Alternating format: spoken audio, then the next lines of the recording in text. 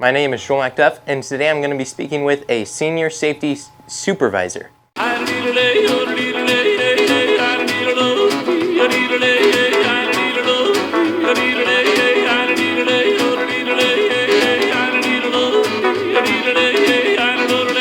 So what exactly do you do again?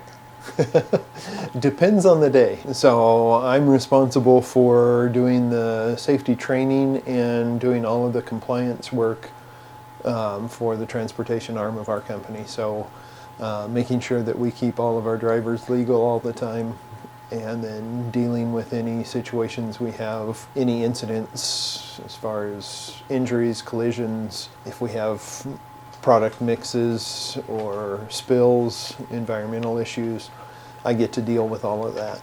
And so we do primarily propane and refined fuels, gasoline, diesel. We do some anhydrous ammonia.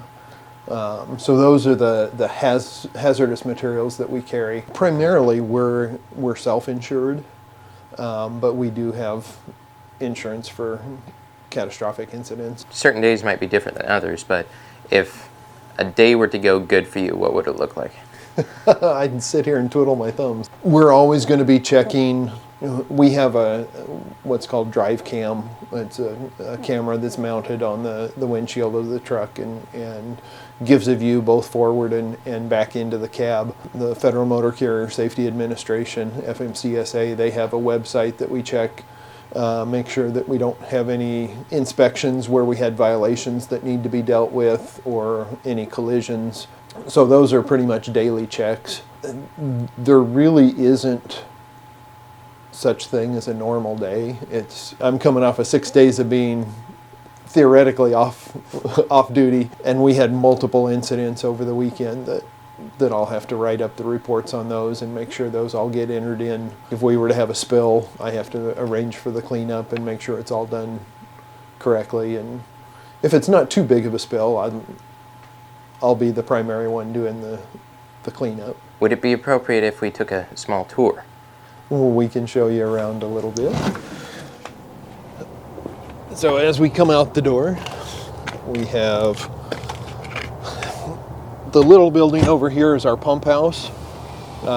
We do have our own water system here. We have our shop. We've got a couple of bays that go all the way through, and then another half bay. So it's just long enough to be able to get a tractor and trailer in there together. Here's our office area. A couple of offices here for our operations and for our shop supervisor. And then just a workroom and a conference room. And that's about all there is in here.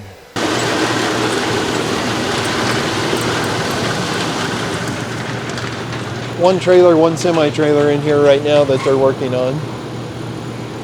They all have to be completely degassed before they come inside. Do you know any of the problems that they're working on currently? So this one, obviously, they've got 3 axles. They've got the wheels off. So probably working on the actual axles themselves, seals, maybe some suspension issues, possibly brakes. These are both refined fuel trailers, so gasoline or diesel. Aluminum primary material on them, both the frames and the tanks themselves. It's kind of a pain that as we move equipment from Montana to Idaho to Washington, each of them has different regulations as to lengths and weight.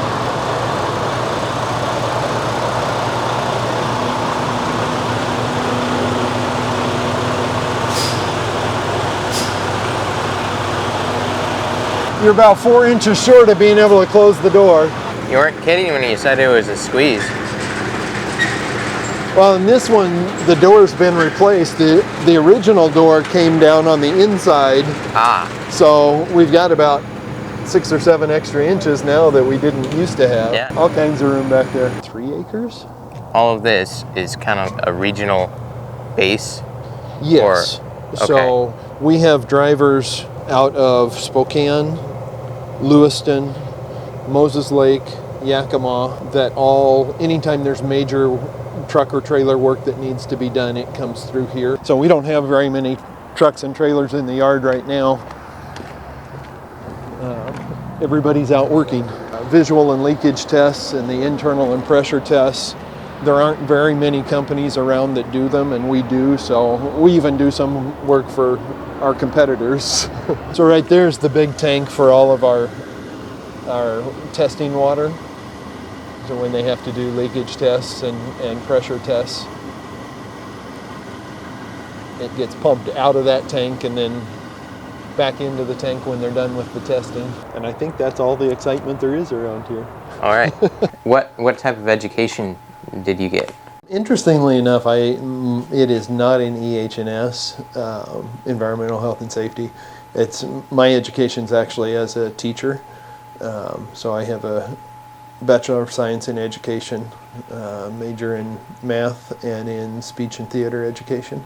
I'm guessing you didn't plan to go directly into this career.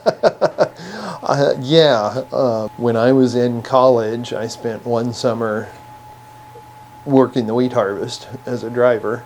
Got out of college, taught a couple years. I was being asked to move into a position that I wasn't comfortable with the school I was at. We were kind of changing the alignment of the way we were doing middle school. And so it was like, okay, what do I know how to do besides teach? Oh, I can go drive truck. I did some bouncing back and forth, and I taught for about 14 years, drove for about 10 years, and then I taught driving for a couple of years before I came to work here and I drove for this company for 2 years, between 2 and 2.5 years. Got the offer to come into this position and hung up the keys and started driving a desk. Did you do a lot of cross-country driving? Not a whole lot. I drove for a major over-the-road carrier for a couple of years, and then spent about 5 years driving out of southern Idaho into either the Los Angeles or San Francisco area. You spoke a little bit about what makes your day really good. What makes it really bad? Collisions are always the worst, whether it's a rollover single vehicle with just our vehicle, or whether it's collision with somebody else. Ultimately, we preach to our drivers all the time, human safety is number one. And so that's the stuff that puts lives most at danger. So that's always the biggest concern. Fortunately, we have fantastic drivers. It's not an issue I have to deal with very often, but it does happen. You train people, and what's something that you often will train them in?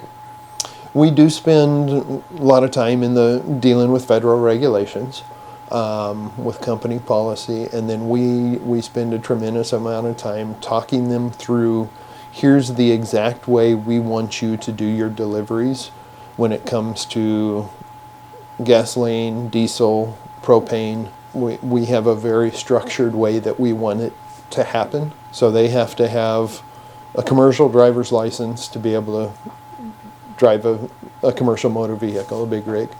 Have to have a separate endorsement on there to be able to haul hazardous materials.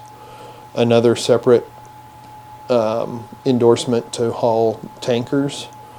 Another separate to haul doubles. What's your favorite part of this job? When I get to interact with our drivers. For me, I love it when I get to spend time with them and interact with them. We just had an incident last year where a driver very close here was involved he was not involved in an incident because of his driving. There was a car that came across the interstate, came across the median, and struck a vehicle that had just passed our truck and came within inches of striking our truck in what would have been basically a head-on collision at interstate speeds. And our driver said something to the effect of remembering some training that I had given immediately before that happened, and he credited that with being a big part of how he stayed out of that collision. I look at the drive cam of that video, and he did exceptional job of driving to keep from being involved. What type of advice would you give somebody who might be looking at trucking or even managing? From the time I first started training anybody as a driver, back when I was going over the road and taking new drivers and training them so they could begin their solo work, I always told them, whatever you do, make sure you do it safely. Keep your nose clean for a couple of years, and you basically write your own ticket, because at that point, when you've shown that you have a good safety record, every company wants to hire you. And so then you get to choose who you want to work for instead of begging somebody to hire you on. But having that good driving record really takes you a long way to you being in control of your career. What do you usually eat for lunch? I usually bring leftovers and eat them here. But let's see, today it's leftover pizza and kale.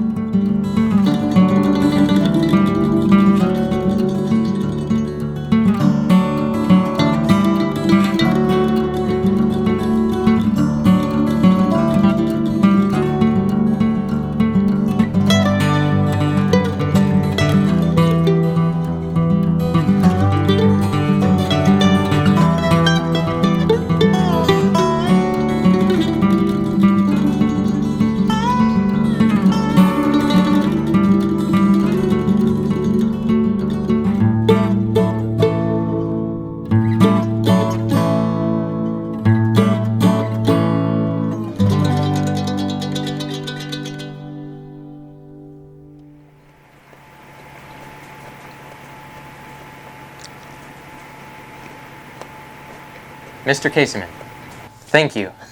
You're welcome, Joel. Thank you very much for watching.